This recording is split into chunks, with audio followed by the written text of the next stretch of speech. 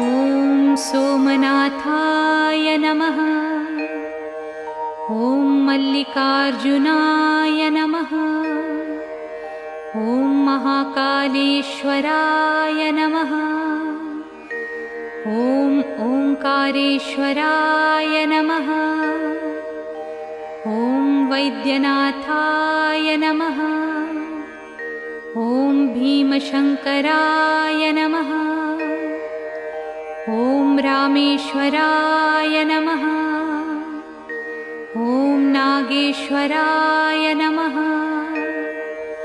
ॐ विश्वेश्वराय नमः।